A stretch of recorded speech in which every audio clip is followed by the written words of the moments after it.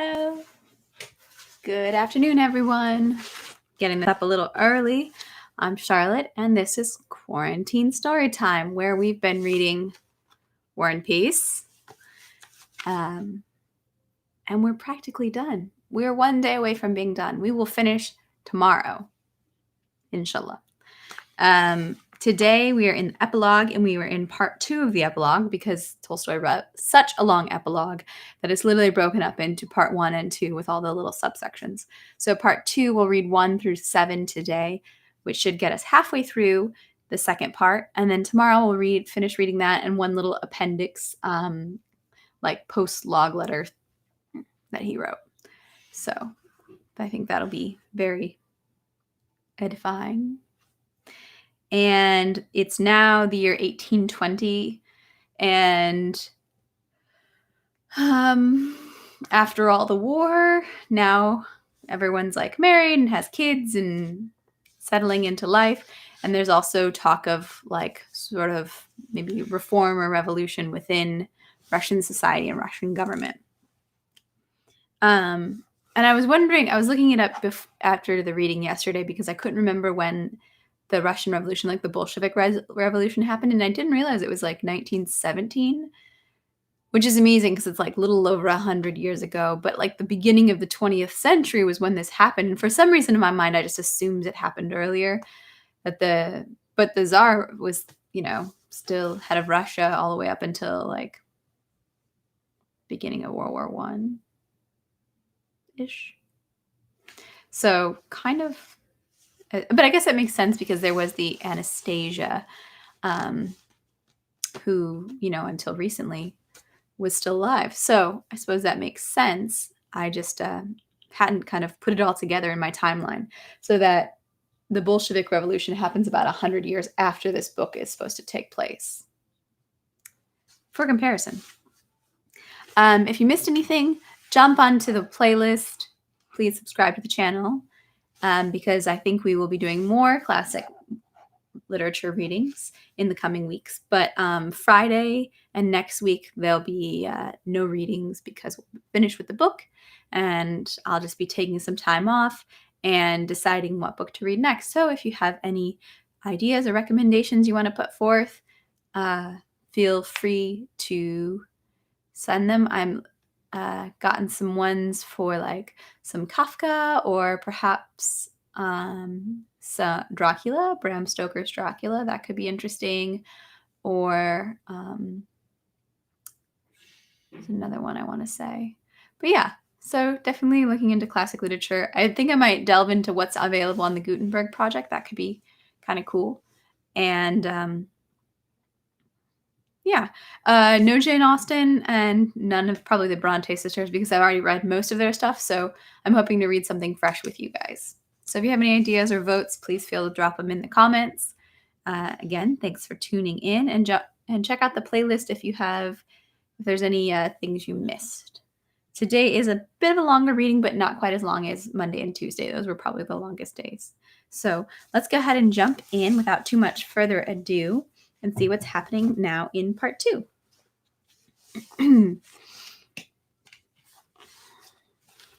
So, part 2, it's the epilogue, part 2, section 1. The subject of history is the life of people and of mankind. To grasp directly and embrace in words to describe the life not only of mankind, but of one people appears impossible. All the ancient historians used one and the same method to describe and grasp the seemingly ungraspable, the life of people. They described the activity of individual men who ruled the people, and this activity expressed for them the activity of the whole people. To the question of how individual men made peoples act according to their will and what governed the will of these men themselves, the ancients answered the first question by recognizing the will of a divinity who subjected peoples to the will of one chosen man, and the second by recognizing that the same divinity guided the will of the chosen one towards a predestined goal. For the ancients, these questions were decided by faith and in the direct participation of a divinity in the affairs of mankind. Modern history, in its theory, has rejected both of these propositions. It would seem that, having rejected the beliefs of the ancients in the subjection of people to a divinity, and in the definite goal towards which people are led, modern history should study not the manifestations of power, but the causes that form it. Modern history has not done that. Having rejected the views of the ancients in theory, it follows them in practice. In place of men endowed with divine power and directly guided by the will of a divinity, modern history has put either heroes endowed with extraordinary superhuman capabilities or simply men endowed with simply men of the most diverse qualities, from monarchs to journalists who guide the masses. In place of the former God-pleasing goals of people, the Jews, Greeks, and the Romans, which the ancients took for the goals of the movement of mankind, modern history has set up its own abstraction, the goal of all good of all human civilization, usually understood as the people occupying the small northwest corner of a large continent. Ha. Modern history has rejected the beliefs of the ancients without putting in their place a new view, and the logic of the situation has made historians, who fancied that they had rejected the divine power of kings and the fatum of old, come by a different route to the same thing, to the recognition that 1. Peoples are guided by individual men, and that 2. There exists a certain goal towards which peoples and mankind move. These two old, inevitable propositions lie at the basis of all the works of modern history, from Gibbon to Buckle, despite their apparent disagreement and the apparent novelty of their views. First, the historian describes the activity of separate persons who, in his opinion, guide mankind. One considers monarchs, military commanders, ministers to be such. Another, besides monarchs and orators, includes learned reformers, philosophers, and poets. Second, the historian knows the goals towards which mankind is being led. For one, this goal is the greatness of the Roman, Spanish, or French state. For another, it is freedom, equality, a certain kind of civilization in a small corner of the world known as Europe. In 1789, a ferment arises in Paris. It grows, spreads, and expresses itself in a movement of the people from west to east. Several times, this movement directed to the east comes into collision with a counter movement from east to west. In the year 12, it reaches its utmost limit, Moscow, and with remarkable symmetry, the counter movement from east to west is accomplished, drawing with itself, as the first movement has done, the peoples of the center. The counter movement reaches the point of departure in the west, Paris, and subsides. During this 20-year period of time, an enormous number of fields go unplowed, houses become burned, trade changes direction, millions of people become poor, become rich, migrate, and millions of Christians who profess the law of love for their neighbor kill each other. What does it all mean? Why did it happen? And what made these people burn houses and kill their own kind? What were the causes of these events? What force made people act that way?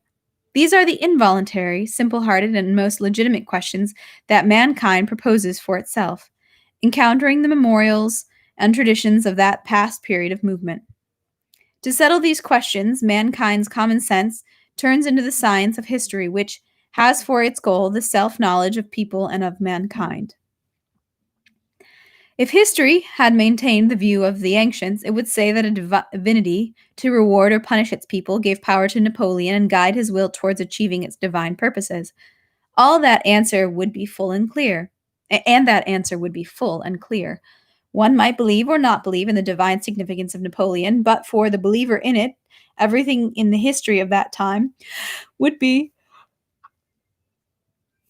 comprehensible, and there could not be a single contradiction. But modern history cannot answer in that way. Science does not recognize the view of the ancients on the direct participation of a divinity in the affairs of mankind, and therefore it should give other answers.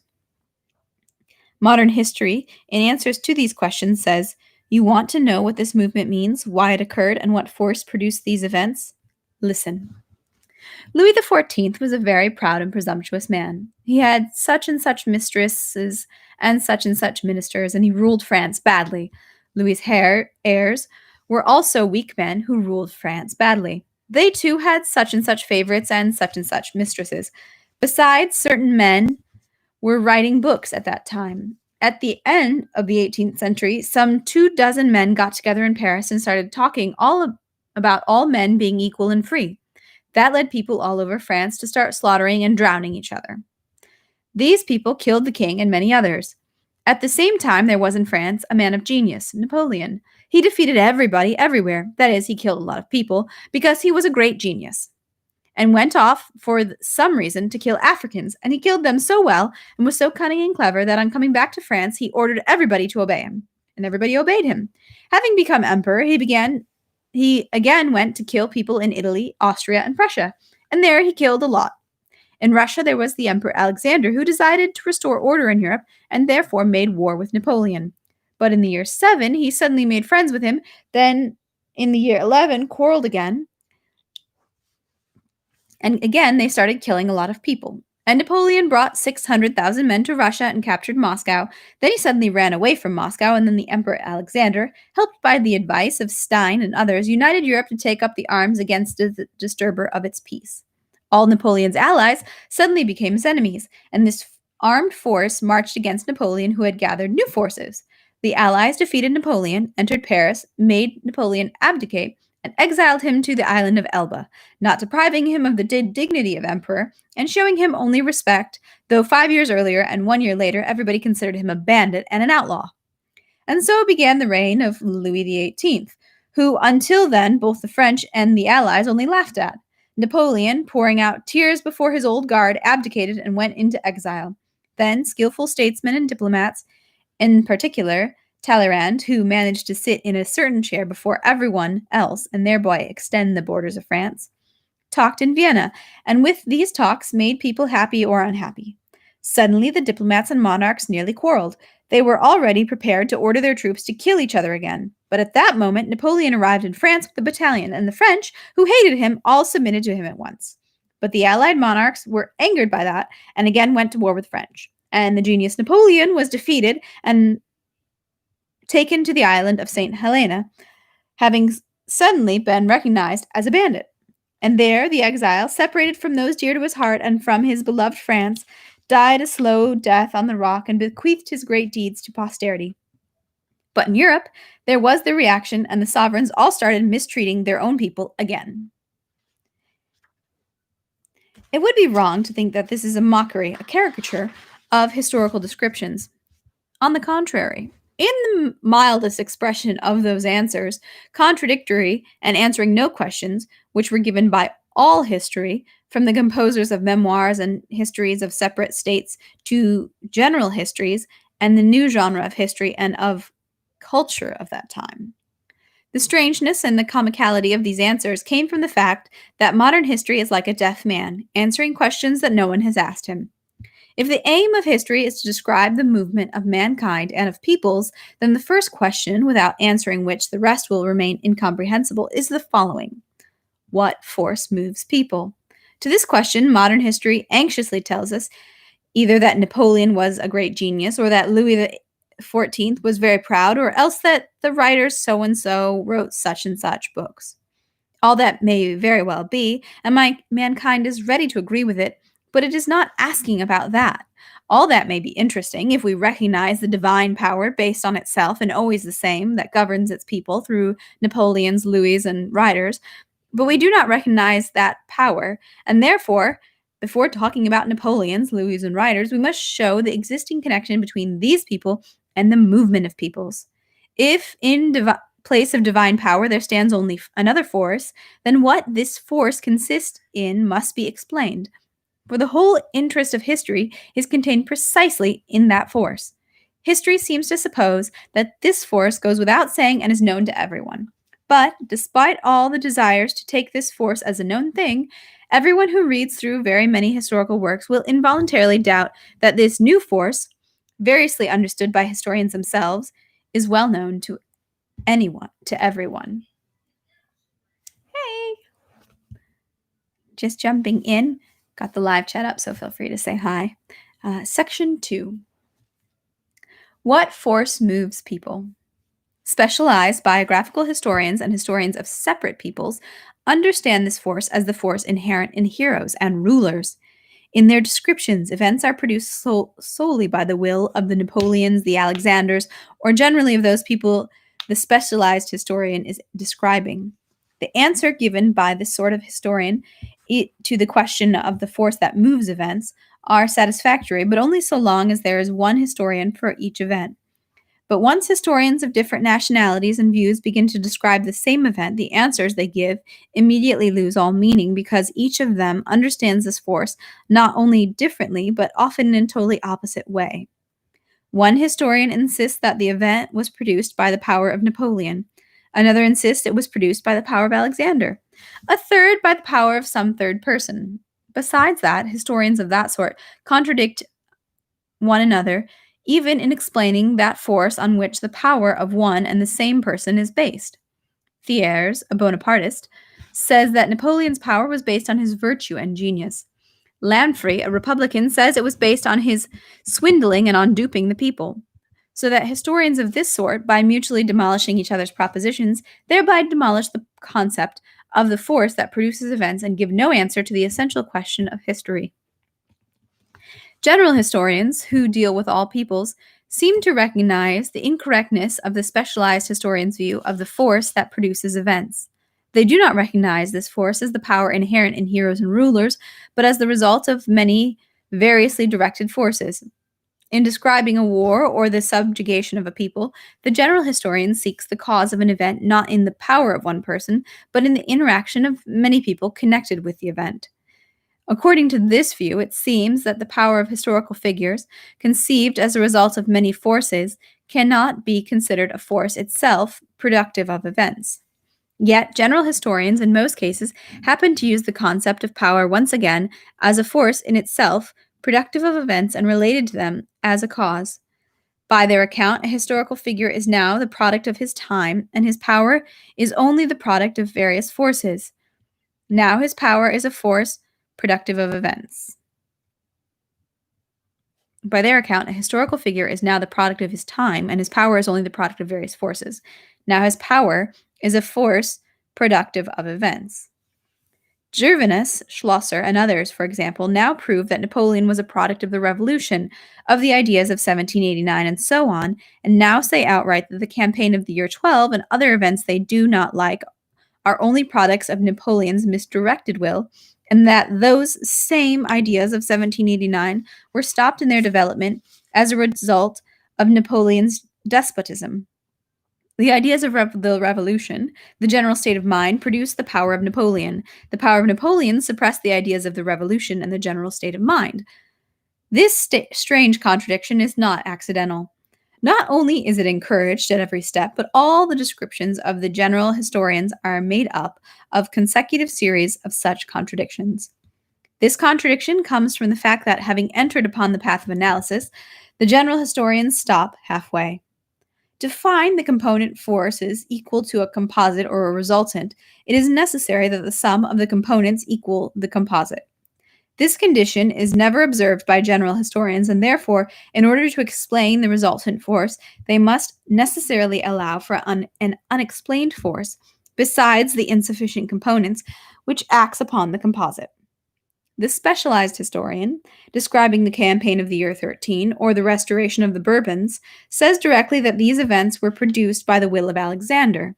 But the general historian, Gervinus, disapproving this view of the specialized historian, aims to show that the campaign of the year 13 and the restoration of the Bourbons had as their causes, besides the will of Alexander, the activity of Stein, Metternich, Madame de Stael, Talleyrand, Fichte, Chateaubriand, and others. The historian had obviously broken down the power of Alexander into its components, Talleyrand, Chateaubriand, and so on. The sum of these components, that is, the mutual influence on each other of Chateaubriand, Talleyrand, Madame de Stael, and others, obviously does not equal the whole resultant, that is, the phenomenon that millions of Frenchmen submitted to the Bourbons. From the fact that Chateaubriand, Madame de Stael, and others said such and such words to each other, there follows only their relations among themselves, not the submission of millions. And therefore, in order to explain in what way the submission of millions followed from their relations, that is, how from components equal to 1A there followed a resultant equal to 1,000 times A, the historian must necessarily allow again for the same force of power which he denies, recognizing it as the result of forces, that is, He must allow for the unexplained force acting upon the composite. That is what general historians do, and consequently they contradict not only the specialized historians, but also themselves. Country dwellers, having no clear concept of what causes rain, say, depending on whether they would like to have rain or fair weather, the wind has scattered the clouds, the wind has gathered the clouds. In the same way with general historians. Sometimes, when they want to, when it suits their theory, they say that the power is the result of events, and sometimes, when they need to prove something else, they say that power produces events. The third sort of historians, known as historians of culture, follow the path laid down by the general historians, who sometimes recognize writers and ladies as forces productive of events and understand this force quite differently still. They see it as so-called culture in intellectual activity. Historians of culture are perfectly consistent in relation to their progenitors, the general historians, for if historical events can be explained by the fact that certain people had such and such relations with each other, then why not explain them by the fact that such and such people wrote such and such books? These historians select from among the enormous number of symptoms that occupy any living phenomena the symptom of intellectual activity and say that this symptom is the cause. But despite all their attempts to show that the cause of an event lay in intellectual activity, only with great flexibility can one agree that there is something in common between the intellectual activity and the movement of peoples, but in no case is it possible to allow that intellectual activity guides the activity of people. For such a phenomena as the cruelest murders of the French Revolution resulting from the preaching of the equality of man, and the wickedest wars and execution resulting from the preaching of love, do not confirm this supposition. But even allowing that all the cleverly woven arguments which fill these histories are correct, allow that people are governed by some indefinable force known as an idea, the essential question of history either remains unanswered or, to the former power of monarchs and to the influence of advisors and other persons introduced by general historians, there is joined yet another force, the idea, the connection of which the masses call for an explanation. It is possible to understand that Napoleon had power and therefore an event took place. With some flexibility, it is possible to understand that Napoleon, along with other forces, was the cause of the event. But in what way the book Le Contrat Social brought it about that the French started drowning each other cannot be understood without explaining the casual connection of this new force with the event. Undoubtedly, there exists a connection among all that is alive at the same time, and therefore it is possible to find a certain connection between the intellectual activity of people and their historical movement, just as this connection can be found between the movement of mankind and trade, crafts, gardening, or anything you like. But why the intellectual activity of people is presented by historians of culture as the cause or expression of the whole historical movement is hard to understand. Only the following considerations could lead historians to such conclusions. 1. That history is written by scholars, and therefore it is natural and pleasant for them to think that the activity of their estate is the basis for the movement of mankind, just as it is natural and pleasant for merchants, farmers, and soldiers to think so. This does not get expressed only because merchants and soldiers do not write history. And 2, that spiritual activity, education, civilization, culture, the idea are all vague, indefinite concepts, under the banner of which it is quite convenient to use words that have a still less clear meaning and therefore can easily be plugged into any theory. But not to speak of the inner merit of histories of this sort, perhaps they are even needed by someone for something. The histories of culture, which all the general histories are beginning to come down to more and more, are remarkable in that, while thoroughly and seriously analyzing various religions, philosophical, and political teachings as the cause of events, each time they have only to describe an actual historical event.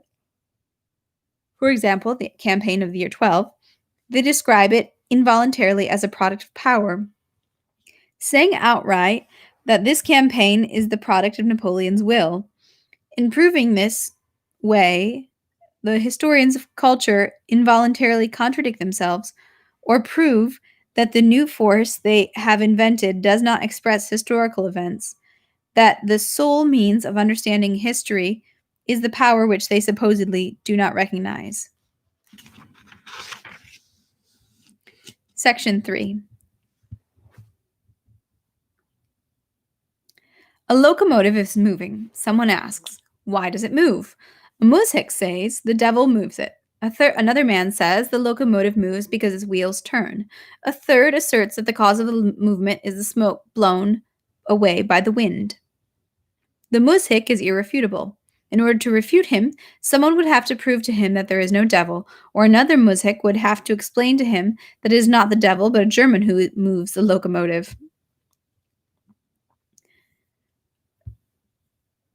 Only then, by way of contradiction, will they see they are both wrong.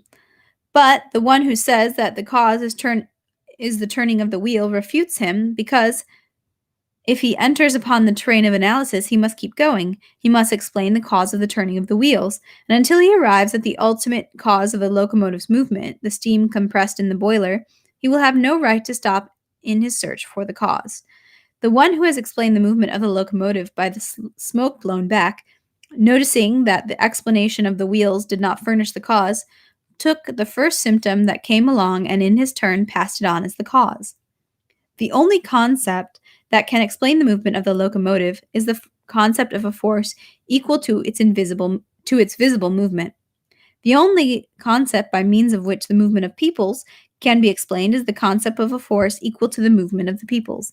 Yet under this concept, different historians understand completely different forces, none of them equal to the visible movement. Some see it as a force immediately inherent in heroes, like the muzhik who sees the devil in a locomotive. Others as a force produced by certain other forces, like the turning of the wheels, but still others as an intellectual influence, like the blown away smoke.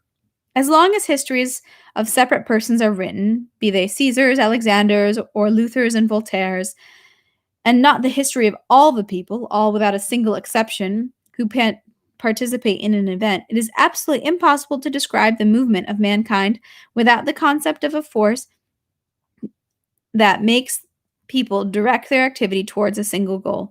And only such concept known to historians is power. This concept is the one handle by means of which the material of history can be mastered in today's accounting of it, and he who breaks off that handle, as Buckle did, without having learned any other method of dealing with historical material, only deprives himself of the last possibility of dealing with it. The inevitability of the concept of power for the explanation of historical phenomena is proved best of all by the general historians and historians of culture themselves, who allegedly renounce the concept of power and inevitably make use of it at every step. Up to now, in relation to the question of mankind, historical science has been like circulating money, paper and coin. Biographies and histories of separate people are like paper money. They pass and circulate, fulfilling their purpose without harming anyone and even being useful, until the question arises of what backs them up. We only need forget the question of how the will of heroes produces events, and the histories of Thiers will be interesting, instructive, and besides that will acquire a tinge of poetry. But just as the doubt of the actual value of paper money will arise, either because, as it is so easy to make, a great deal of it will be made, or because people will want to exchange it for gold, in just the same way doubt arises about the actual meaning of histories of this sort, either because too many of them appear, or because someone in the simplicity of his heart will ask, by what force did Napoleon do that? That is, will want to exchange paper currency for pure gold of actual understanding. General historians and historians of culture are like the people who, having recognized the inconvenience of paper money, decide instead to make coins out of metal that lacks the density of gold. And the people will indeed come out having the clink of coin, but only the clink. Paper money might still deceive the unknowing, whereas a coin that clinks but has no value will deceive no one.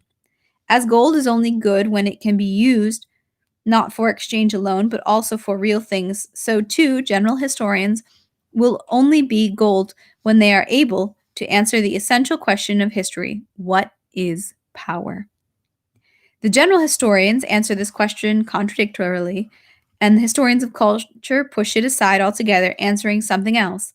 And as tokens that resemble gold can only be used among a group of people who agree to take them for gold, and among those who do not know the properties of gold, so too general historians and historians of culture, without answering the essential question of mankind, for some sort of purposes of their own, serve as current money for the universities and the mass of readers, the lovers of serious books, as they put it.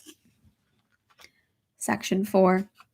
Having renounced the view of the ancients on the divine submission of the will of the people to a chosen one, and on the submission of that will to a divinity, history cannot take a single step without contradiction unless it chooses one of two things: either return to the former faith in the direct participation of the divinity in the affairs of mankind, or to explain definitively the meaning of the force productive of historical events, which is known as power.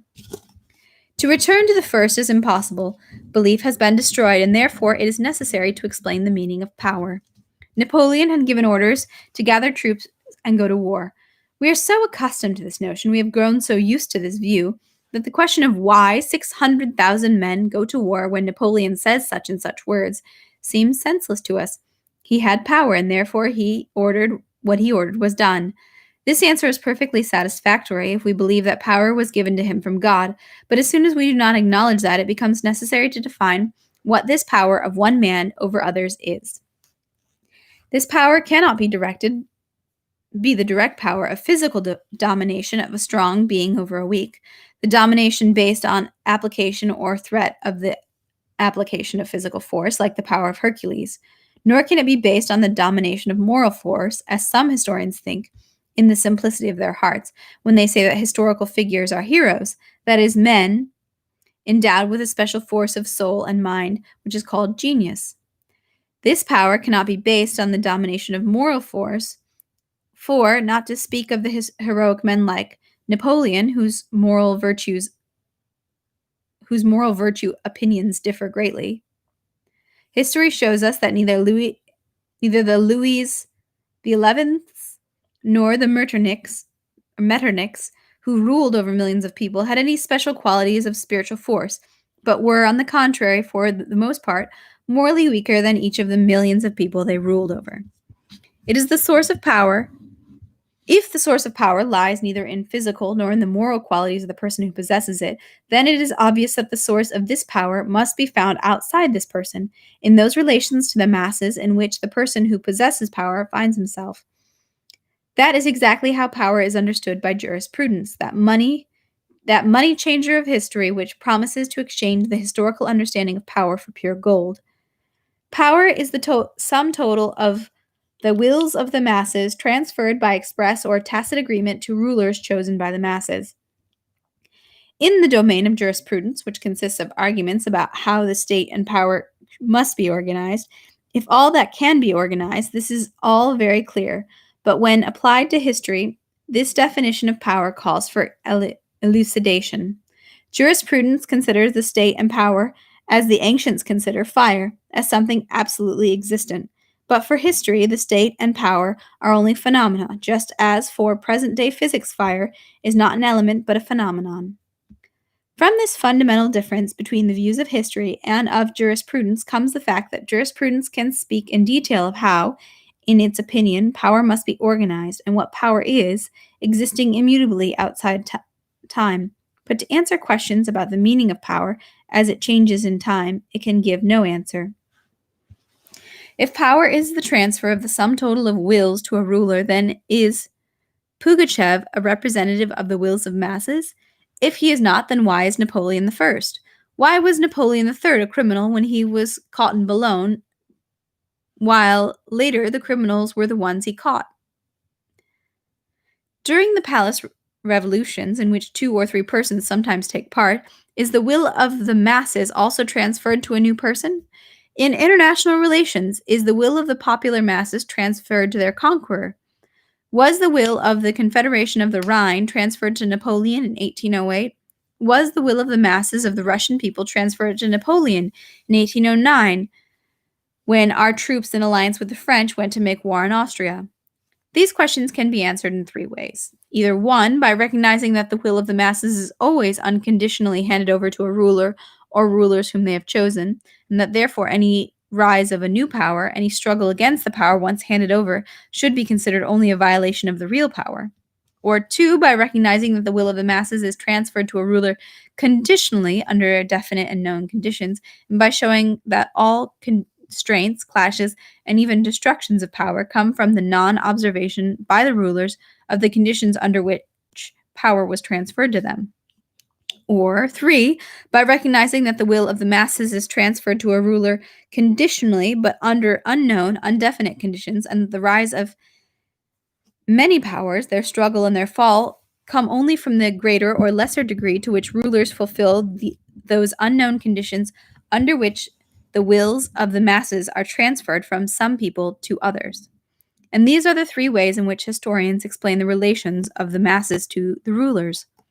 Some historians, not understanding in the simplicity of their hearts the question of the meaning of power, those same specialized and biographical historians of whom we have spoken above, seem to recognize that the sum total of the wills of the masses is transferred to historical figures unconditionally, and therefore, while describing some one power, these historians suppose that the same power alone is absolute and real, and that any other force opposing that real power is not power but a breach of power, violence. Their theory, fit for primitive and peaceful periods of history, when applied to a complex and stormy period in the life of peoples, during which various powers arise simultaneously and struggle with each other, has the inconvenience that a legitimist historian will prove that the convention, the director, and Bonaparte were only breaches of power, while a republican and Bonapartist will prove the one, that the convention, and the other, that the empire was the real power, and that all the rest are breaches of power. It is obvious that the explanations of power by these historians, mutually refuting each other in this fashion, can be fit only for children of the most tender age. Recognizing the falseness of this view of history, another sort of historian says that the power is based on the conditional handing over to rulers of the sum total of the wills of the masses, and the historical figures have power only on the condition of carrying out the program which the wills of the people has tacitly agreed to prescribe to them. But what these conditions consist in, the historians do not tell us, or if they do, they constantly contradict each other. Each historian, according to his view of what constitutes the goal of the movement of a people, sees those conditions as the greatness, wealth, freedom, enlightenment of the people of France or some other state. But to say nothing of the contradictions of historians as to what those conditions are, even to allow for the existence of a single program of those conditions common to us all, we will find that the historical facts almost always contradict this theory. If the conditions under which power is handed over consist in wealth, freedom, enlightenment of the people, then why do Louis XIV and Ivan the Terrible quietly live out their reigns while a Louis XVI and Charles I are executed by their peoples? To this question, the historians answer that the activity of Louis XVI, or Louis XIV, being contrary to the program, affected Louis XVI. But why did it not affect Louis XIV and XV? Why did it affect precisely Louis XVI? And what is the term of this effect?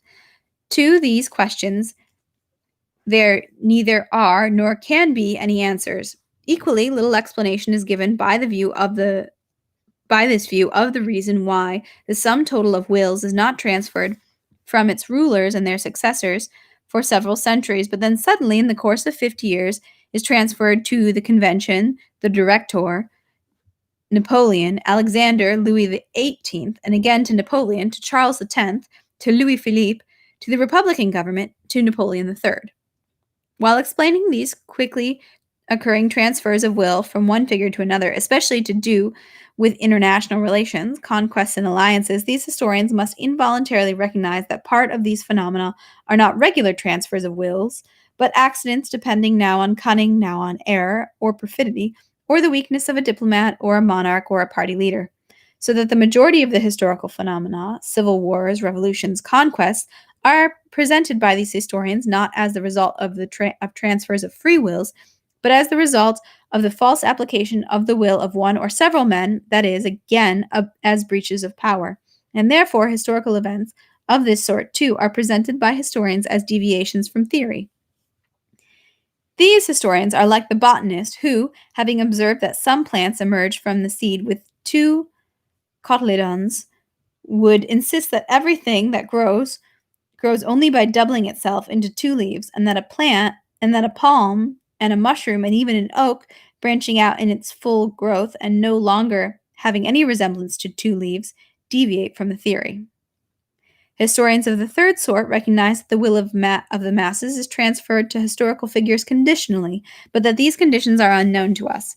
They say that historical figures have the power only because they carry out the will of the masses transferred to them. But in that case, if the force that moves people is not in historical figures, but in people themselves, what then is the significance of historical figures?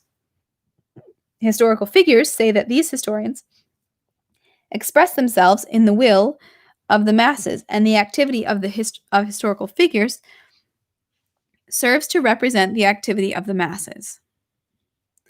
But in that case, the question arises, does all the activity of historical figures serve to express the will of the masses, or only some side of it?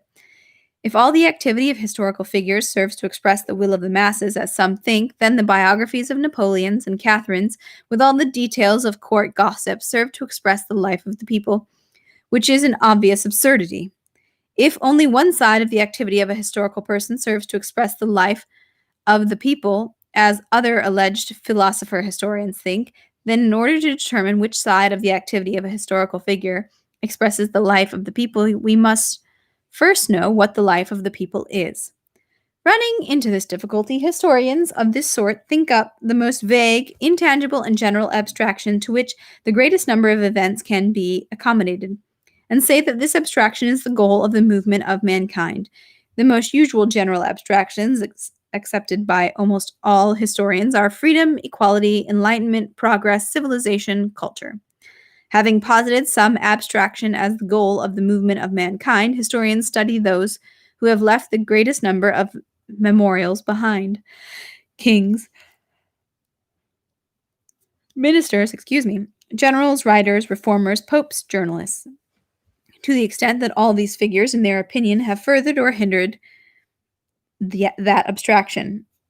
But since nothing proves that the goal of mankind consists in freedom, equality, enlightenment, or civilization, and since the connection of the masses with the rulers and enlighteners of mankind is based only on the arbitrary assumption that the sum total of the wills of the masses is always transferred to the figures who are conspicuous for us, the activity of the millions of people who migrate, burn houses, abandon farming, and destroy each other is never expressed in the description of the activity of a dozen figures who do not burn houses, or are not concerned with farming, and do not kill their own kind. History proves that at every step. Is the ferment among the people of the West at the end of the last century and their striving towards the East explained by the activity of Louis XIV, XV, and XVI, their mistresses and ministers? By the lives of Napoleon, Rousseau, Diderot, Beaumarchais, and others? Is the movement of the Russian people to the East, to Kazan and Siberia, expressed in the details of the morbid character of Eoin IV and his correspondence with Kurbsky? Is the movement of the people during the Crusades explained by the studies of the Godfreys and Louis and their ladies? We still find incomprehensible the movement of the people from west to east without any goal, without leadership, with a crowd of vagabonds, with Peter the Hermit, and still less comprehensible remains the ceasing of this movement once a reasonable, holy purpose for the campaign, the deliverance of Jerusalem, had been set by historical actors. Popes, kings, and knights urged the people to liberate the Holy Lands, but the people did not go, because the unknown reason that had prompted them to move earlier no longer existed. The history of the Godfroys and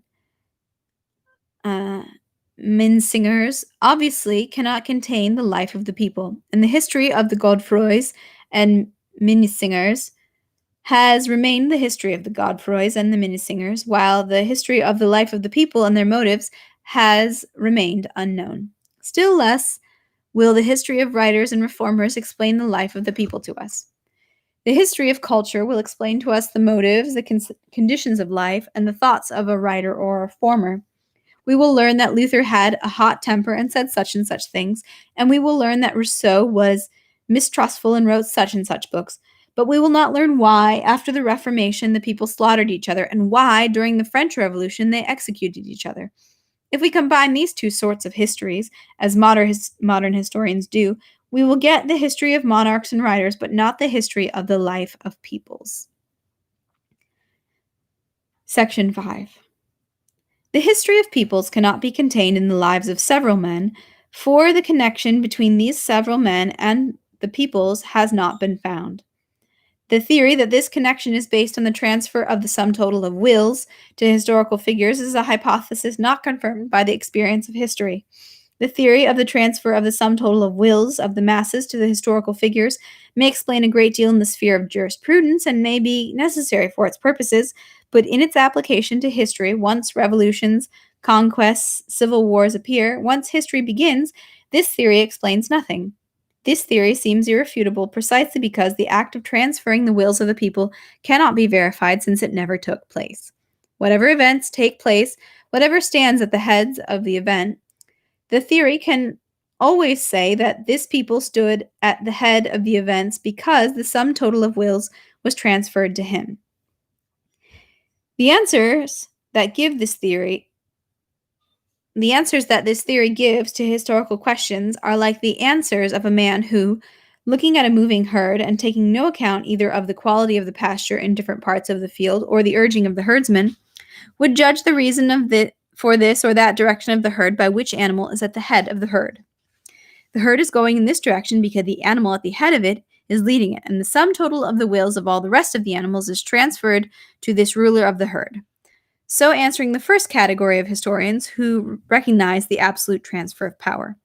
If the animals at the head of the herd change, that happens because the sum total of the wills of the animals is transferred from one ruler to another, depending on whether he leads the herd in the direction the entire herd has chosen. So answer the historians who recognize that the sum total of will of the masses is transferred to the rulers under conditions which they consider known.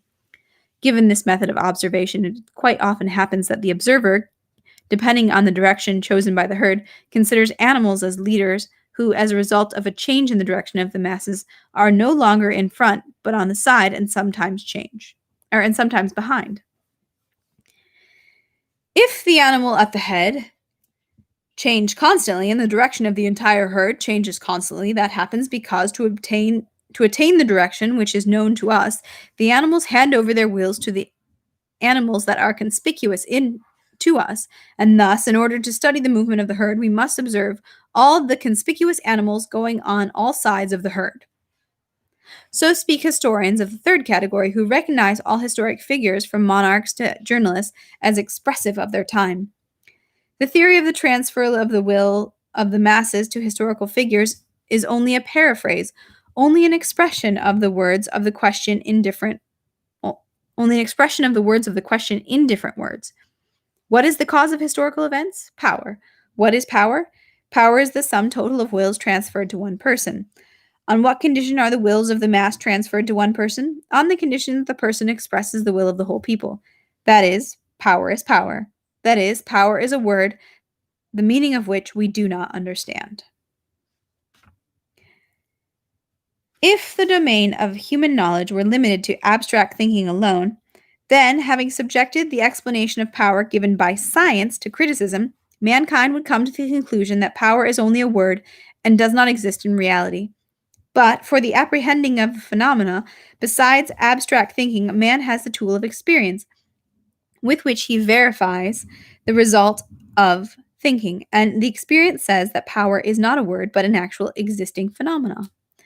Not to mention the fact that without the concept of power, no description of the sum total of human activity is possible. The existence of power is proved by history as well as by the observation of contemporary events. Whenever an event takes place, a man or men always appear by whose will the event appears to take place. Napoleon III gives the command and the French go to Mexico. The King of Prussia and Bismarck give the command and the troops go to Bohemia. Napoleon I gives the order and troops go to Russia. Alexander I gives the order and the French submit to the Bourbons. Experience shows us that whenever an event takes place, it is always connected with the will of one or several persons who have ordered it. Historians, from the old habit of acknowledging divine participation in human affairs, want to see the cause of an event in the expression of the will of the person invested with power, but that conclusion is confirmed neither by reasoning nor by experience. On the one hand, reasoning shows that the expression of the will of a man in words is only part of the general activity expressed in an event such as a war or a revolution.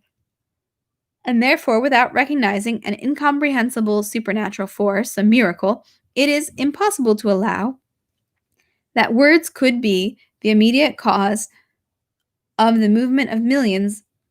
On the other hand, even if we allow that words can be the cause of an event, history shows that the expression of the will of historical figures, in the majority of cases, produces no effect at all. That is, that their orders often are not only not carried out, but that sometimes what takes place is even the opposite of what they ordered. Unless we allow for divine participation in human affairs, we cannot take power as the cause of events. Power, from the point of view of experience, is only the dependence that exists between the expression of a person's will and the carrying out of that will by other people. In order to explain the conditions of that dependence to ourselves, we must first of all restore the concept of an expression of will, referring it to man and not to a divinity. If divinity gives an order, expresses its will, as the history of the ancients show us, the expression of that will does not depend on time and is not caused by anything, since the divinity is in no way connected with the event. But speaking of orders as the expression of the will of people who act in time and are connected among themselves, we should restore, so as to explain to ourselves the connection of orders and events. 1. The condition of all that takes place, the continuity of movement in both of events and of persons who give order. And 2. The condition of the necessary connection of the person who gives orders to the people who carry out his orders. Section 6.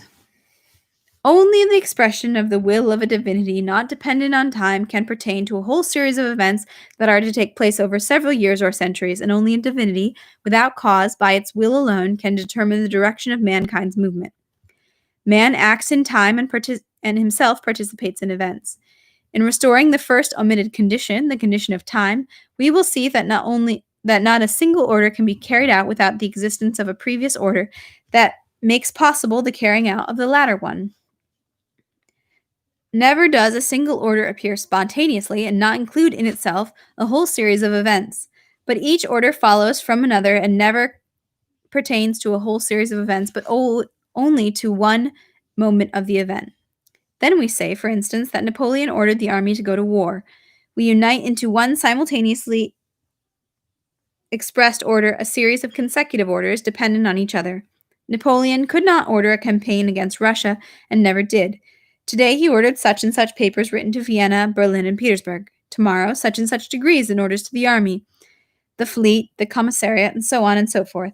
Millions of orders, which formed a series of orders corresponding to a series of events which brought French troops to Russia.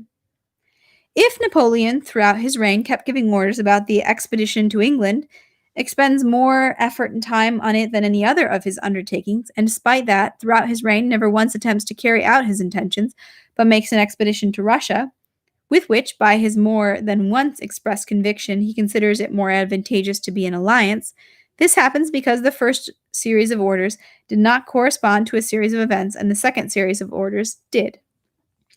To be certain that an order will be carried out, one must give such orders as can be carried out.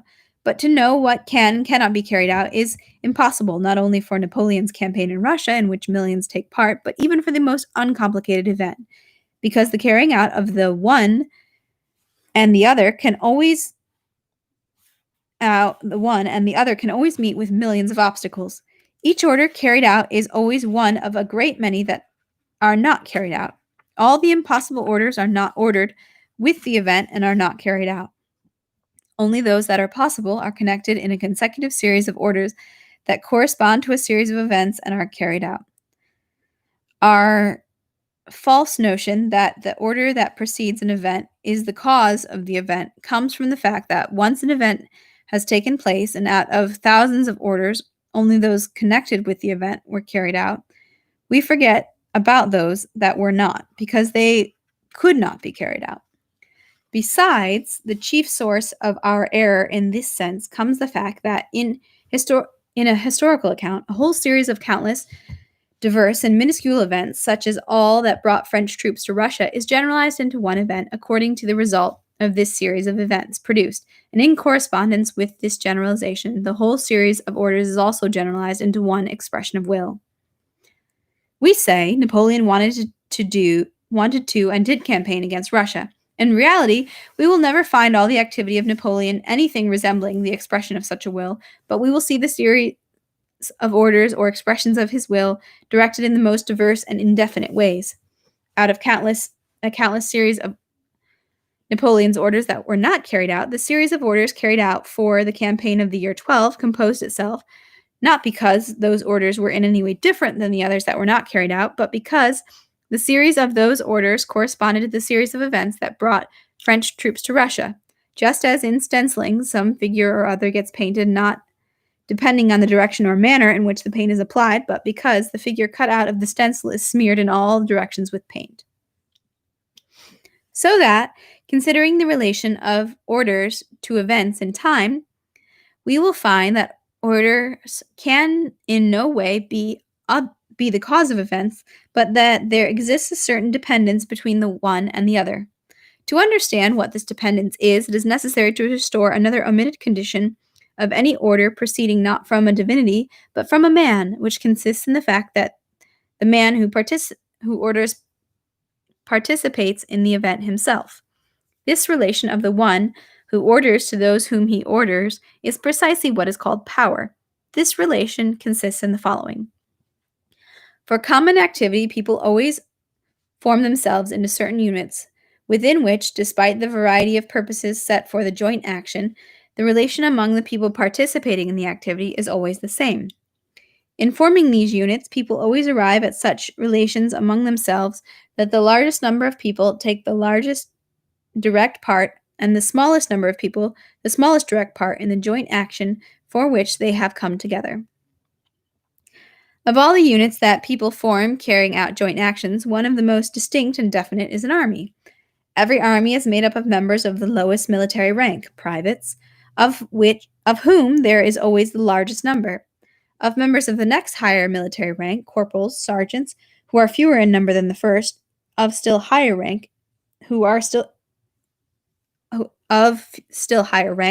fewer in number, and so on to the highest military power, which is concentrated in one person. Military organizations can be expressed with perfect precision in the figure of the cone, which is the base, in which the base with the largest diameter would make up the privates, the higher, smaller sections of higher military ranks in the army, and so on to the apex of the cone, the point of which would be the commander-in-chief. The soldiers, of whom there is the largest number, constitute the lowest parts of the cone and its base. The soldier himself directly stabs, cuts, burns, loots, and always receives orders for these actions from higher-placed persons. He himself never gives orders. A sergeant, the number of sergeants is already smaller, performs the actions itself more rarely than the soldier, but he still does give orders. An officer has still more rarely performs the action itself and still more often gives orders. A general only orders the troops to move, pointing to the goal, and almost never uses weapons. Commander can never take direct part in the action itself and only gives general instructions about the movement of the masses. The same relation of persons among themselves is manifested in any group of people united for common activity, in farming, trade, and any management. And so, without artificial separating of all the converging points of the cone and ranks of the army, or the tides and positions of any management or common business from lowest to highest, a law is manifested according to which, for the carrying out of a joint action, people always form themselves into such relations that the more immediately people participate in carrying out the action, the less they can give the orders and the greater their number. And the smaller the direct part that people take in the action themselves, the more they give orders and the smaller their number, rising in this way from the lowest layers to the one last man who takes the least part in the event and more than all aims his activity at giving orders. This relation of the persons who give orders to those who they order constitutes the essence of the concept known as power. Having restored the conditions of the time under which all events occur, we found that an order is executed only when it refers to a corresponding series of events. Restoring the necessary condition of the connection between the one who orders and the one who carries out, we have found that it is an inherent property of those who order to take the least part in the event itself, and that their activity is aimed exclusively at giving orders. Section 7. When some events take place, people express their opinions and wishes about the event, and since the event results from the joint action of many people, one of the opinions or wishes expressed is bound to be fulfilled, if only approximately. When one of the opinions expressed is fulfilled, the opinion is connected with the event as the order preceding it. Men are dragging a log. Each of them expresses his opinion about how and where to drag it. The men drag the log out, and it is discovered that it was done the way one of them had said. He gave the order. Here are the order and the power in their primitive form. The one who mainly worked with his hands was less able to think over what he was doing, to consider what might come of the common activity, and to give orders. The one who mainly gave orders as a consequence of his verbal activity was obviously less able to act with his hands. The greater the assembly of people aiming their activity at a single goal, the more sharply set off is the category of people who take a less direct part in the common activity, the more their activity is aimed at giving orders. The man, when he acts alone, always bears with himself a certain sense of considerations which, guided as it seemed to him, his past activity, serve him as a justification for his present activity, and guide him in his suppositions about his future acts. Assemblies of people who do the same thing, leaving it to those who do not participate in the action to think up considerations, justifications, and suppositions about their joint activity. For reasons known or unknown to us, the French begin to drown and slaughter each other, and the event is correspondingly accompanied by its justification in the express will of the people about the necessity for it, for the welfare of France, for liberty, for equality. People stop slaughtering each other, and this event is accompanied by its justification in the necessity to unify power, to repulse Europe, and so on. People go from west to east, killing their own kind, and this event is accompanied by words about the glory of France, the baseness of England, and so on. History shows us that these justifications of the event have no general sense and contradict themselves, like killing a man in recognition of his rights and killing millions of Russians to humiliate England. But in contemporary sense, these justifications have a necessary significance. These justifications take away the moral responsibility of the people who produce events. These temporary goals are similar to brushes that go in front of a train to clear the way of the rails. They clear the way of people's moral responsibility. Without these justifications, there could be no explaining the simplest question, which presents itself with the examination of every event. How is it that millions of people commit joint crimes, wars, killings, and so on? Given the complex present-day forms of state and social life in Europe, is it possible to think up any sort of event that would not have prescribed, indicated, ordered by sovereigns, ministers, parliaments, the newspapers? Is there any joint action that would not find its justification in the state unity, in nationality, in the balance of Europe, in civilization? Thus, every event that takes place is inevitably coincides with some expressed desire, and receiving its justification is seen as the product of the will of one or more persons. Wherever a moving ship may be heading, at its bow will always be seen the swirl of the wave it cuts through. For people on the ship, the movement of that swirl will be the only noticeable movement. Only by following closely, moment by moment, the movement of that swirl and comparing that movement with the movement of the ship, will we realize that at every moment the movement of the swirl is determined by the movement of the ship, and that we are misled by the fact that we ourselves were imperceptibly moving. We will see the same thing if we follow moment by moment the movement of historical figures, that is, having restored the necessary condition of all that happens, the condition of the continuity of movement in time, and do not lose sight of the necessary connection of historical figures with the masses. When a ship goes in one direction, there is one and the same swirl at its bow. When it frequently changes directions, the swirl running ahead of it also shifts frequently. Wherever it turns, there will always be a swirl preceding its movement. Whatever happens, it will always turn out that the very thing had been foreseen and ordered. Wherever ship heads, the swirl, without guiding it, without reinforcing its movement, foams at its bow, and from afar will appear to us not only to be moving by its own will, but to be guiding the movement of the ship. Considering only those expressions of the will of historical figures which relate to events as orders, historians have supposed that events depend on orders. Considering the events by themselves and that connection with the masses in which historical figures find themselves, we have discovered that historical figures and their orders depend on the event. The unquestionable proof of this conclusion is the fact that, however great the number of orders, the event will not take place unless there are other reasons for it. But once the event, whatever it may be, takes place, there will be found among the ceaselessly expressed wills of various persons those which by their sense and timing will relate to the events as orders. Having come to this conclusion, we can answer directly and positively those two essential questions of history. 1, what is power? And 2, what force produces the movement of people? 1, power is that relation of a certain person to other persons in which the person takes the less part in the action, the more he expresses opinions, suppositions, and justifications for the jointly accomplished action.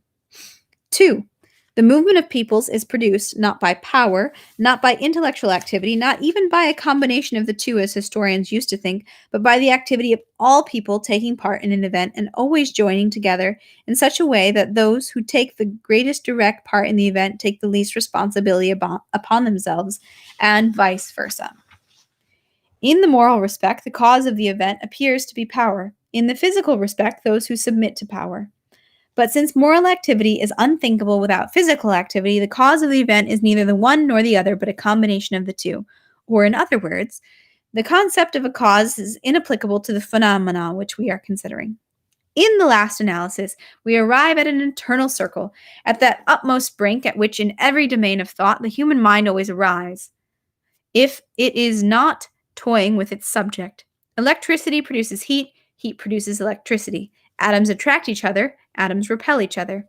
In speaking of the interaction of heat and electricity, or of atoms, we cannot tell why it happens that way, and we say that it is that way because it is unthinkable otherwise, because it has to be that way, because it is a law. It is the same with respect to historical phenomena. Why does a war or revolution take place? We do not know. We know only that for the accomplishment of the one action or the other, people form themselves into certain units and all participate. And we say that this is so because it is unthinkable otherwise, because it is a law. Whew. We're going to stop there. That was much longer and much, let's say meatier. I was going to say denser, but that seems inappropriate. Let's say much meatier, much meatier than I kind of supposed. I was hoping for a little bit more about our characters, but Tolstoy has gone on about some of his. He always takes these like moments to sort of do some sort of philosophical diatribe, which is great. Wow, I think the rest of the book is that. I feel like that's like he's not even going to talk about what happens to any more about what happens to the characters, about what happens with the young Nikolenka, or anything more about Pierre or happenings in Russia. I think the rest is literally just him being philosophical about history. He seems to have this like almost antagonistic sort of relationship with like modern philosophy, modern historians, modern attempts at science and theology. It's very interesting, but at the same time, he also seems sort of to reject like conventional and traditional methods of the same. So I'm always interesting where I don't know if it's because he just has his own idea or he just sees like the flaws on both sides, but he's always very antagonistic about sort of both views, it seems, and he just like diatribes about it. Oh my goodness. But guys, we made it through. We will be finishing the book tomorrow. Like I said, we'll finish the end of the epilogue, and there's just like a letter that he has at the beginning of his appendix, which I think talks a little bit about war and peace. Sort of, what does he say? Like, what is it? A little bit about his like process and his writing of it. So I think that might be edifying and instructive. So maybe we should have read that at the beginning, but we will read that tomorrow at the end. Thank you guys for sticking through with 5 months of reading. Thank you for sticking through with these long, over an hour long readings. But I am so proud of what we've accomplished and so pleased that you could be here with me for it. And we will be wrapping up tomorrow. So have a great rest of your day. And I'm going to try to be more rested so I'm not yawning and like struggling through some of that dense, meaty, heady sort of writing, and be ready to finish strong tomorrow. So thank you guys so much and have a great rest of your day. See you tomorrow. Bye.